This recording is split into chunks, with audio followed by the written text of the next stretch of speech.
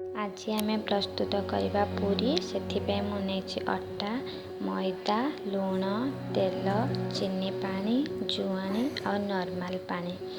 प्रथमे मु 2 कप अटा गोटे कप मैदा नहीं आपण चाहिए मैदा को अवॉइड करें। आउ लुण आउ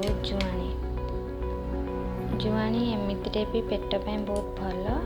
आउ जुआनी नेबा द्वारा पूरीर टेस्ट टिके आहरी भल लगे। तापरे टिके तेल नहीं एबे ताको भलरे मिक्स करिबा। भलरे मिक्स कर सारा परे टिके चीनी पानी मु ऐड करछि। चीनी पानी देले टिके भल लगे पूरीर टेस्ट टिके आहरी भल लगे। तापरे एबे नॉर्मल पानी देकी 5-6 मिनिट ताको एमती दलिबा। जे पर्यंत भलरे न मिसी से पर्यंत दलिबा।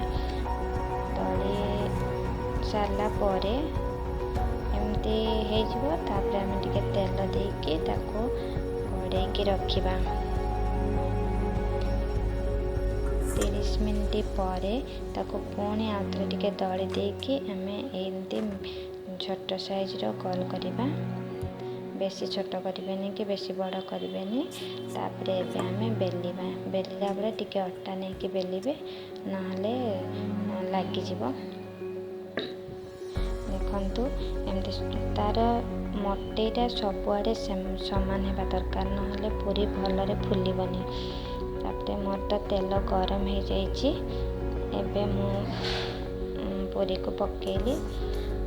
मो पाखे तो कम तेल थिला सेतिबे मु कम तेल नहीं कि जेते अधिक तेल नेब सेते भलरे फुले। देखो केते सुंदर फुली जाइए। आमर प्रस्तुत हो गला पूरी। आपण भी